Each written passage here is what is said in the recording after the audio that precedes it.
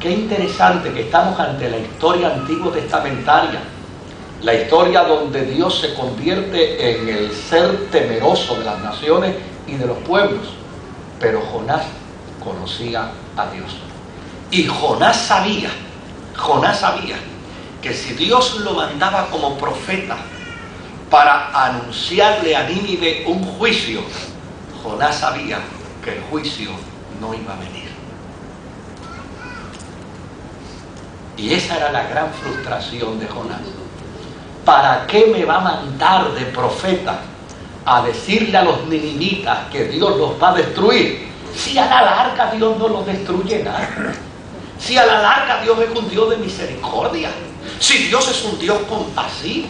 Si Dios es un Dios clemente. Si Dios es un Dios misericordioso. ¿Por qué entonces Dios me manda a decirle a Nínive que si no se arrepienten Dios los va a destruir? Si Dios sabe que se van a arrepentir.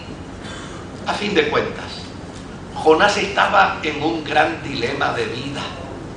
El dilema de los profetas que quieren imponer su corazón al de Dios, y no el del profeta que deja que Dios imponga su corazón sobre ellos. En las Sagradas Escrituras no encontramos ningún pasaje bíblico donde los profetas le exigen a Dios que Dios coja el corazón de ellos y se lo ponga en su ser, sino todo lo contrario. En el Antiguo Testamento encontramos a profetas declarar que Dios anda buscando hombres y mujeres que tengan el corazón de Dios.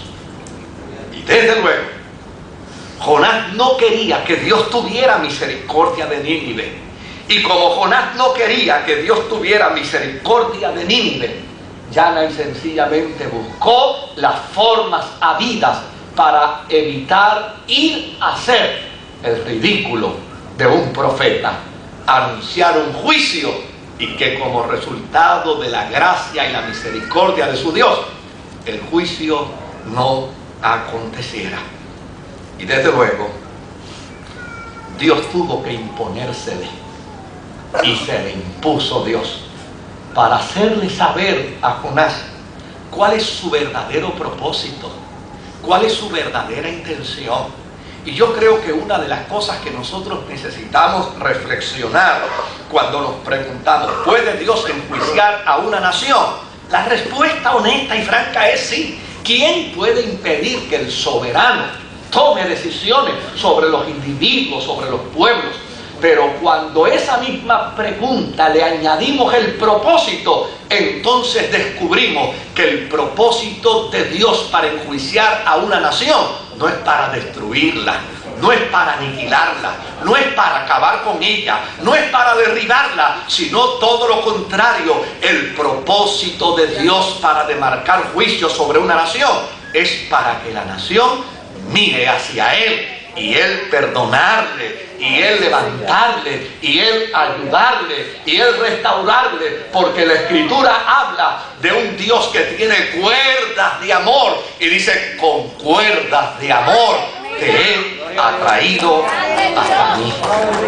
Así que cuando vemos las Sagradas Escrituras y contestamos esta primera pregunta, tenemos que contestarla a la luz de la palabra del Señor. Dios no quiere la muerte del que muere. El propósito de Dios no es aniquilar a los pueblos. El propósito de Dios no es aniquilar a las naciones. El propósito de Dios no es destruir a los hombres. No. La Biblia dice que la voluntad de Dios es distinta. La voluntad de Dios es que nadie se pierda, sino que por el contrario, todos procedan al arrepentimiento.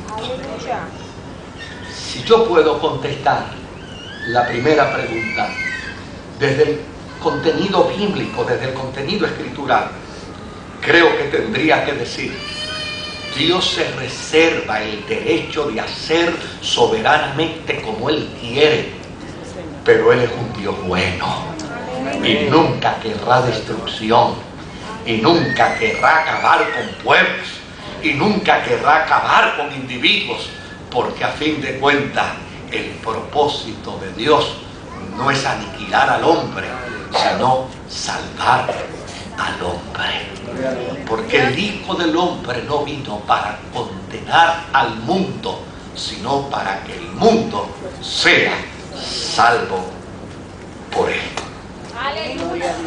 La segunda pregunta: ¿cuándo sabremos que una nación está bajo juicio divino?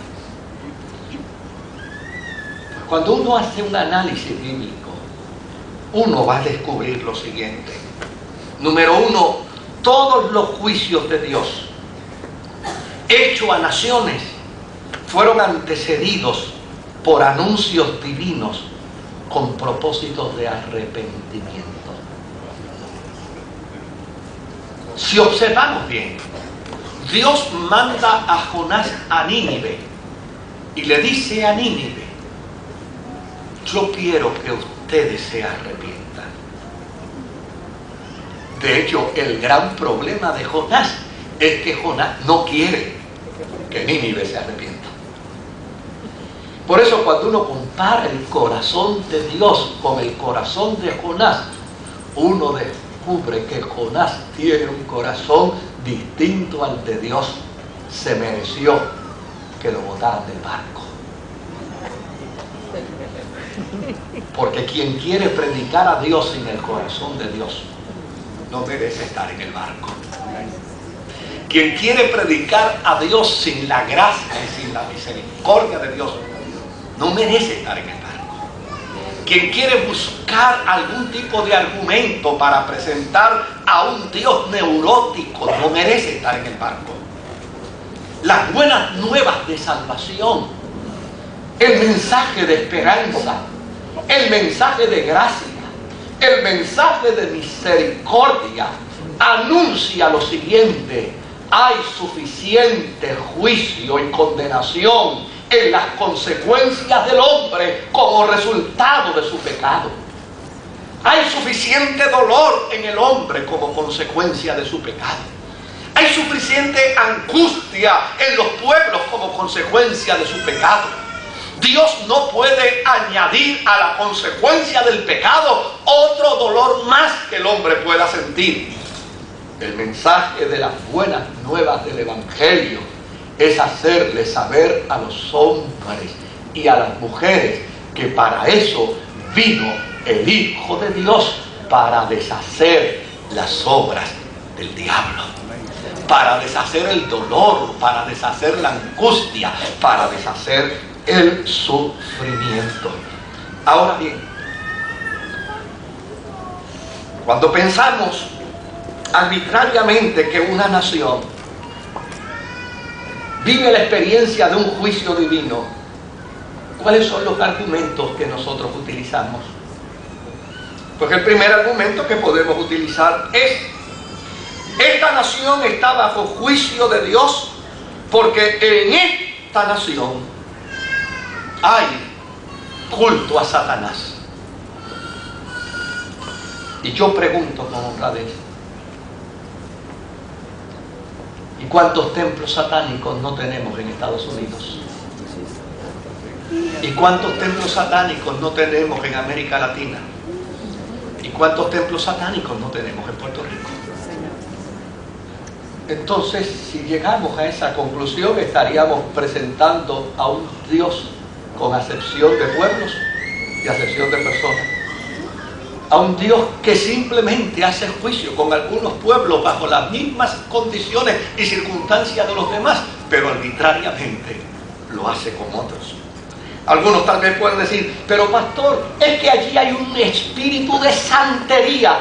Oiga, ¿y cuántos santeros no hay en el Capitolio? ¿Y cuántos santeros no hay en las oficinas de gobierno de nuestro país? Tenemos el mismo problema y la misma dificultad.